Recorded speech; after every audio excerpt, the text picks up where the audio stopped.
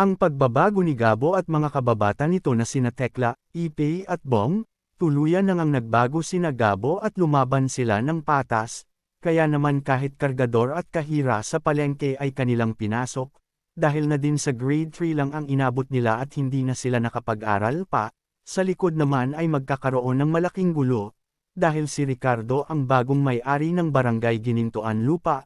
Dahil doon ay hindi papayag si Ricardo na hindi mapaalis ang mga tao sa sarili niyang lupa, hindi naman papayag ang taong bayan na paalisan sila sa Ginintuan Lupa, kaya naman sinabi nila na lumayas na sina Ricardo at hindi sila papayag na paalisan sila, kaya naman magkakagulo nang makita ni Mang Rudy si Ricardo. Nagulat pa nga si Ricardo at hanggang ngayon ay minamaliit nito si Mang Rudy. Sinabi nga nito na hanggang ngayon ay talunan pa din si Rudy. Galit naman na sigaw ni Mang Rudy na si Ricardo ang dahilan kung bakit nasira ang kanyang pamilya. Pagbabayaran daw ni Ricardo ang ginawa nito sa pamilya niya. Kaya sa galit ni Mang Rudy kay Ricardo ay susuntukan niya ito at dito ay maglalaban silang dalawa. Hindi naman kinaya ni Ricardo si Mang Rudy at nang tinamaan ito ay bumagsak ito.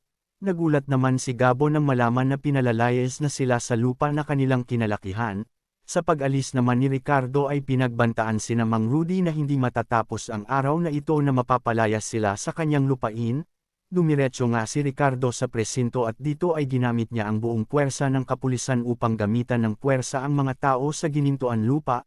Handa naman ang mga tao na protektahan ang kanilang mga tahanan, dahil hindi sila papayag na wasakin at mapalayas sila dito ni Ricardo.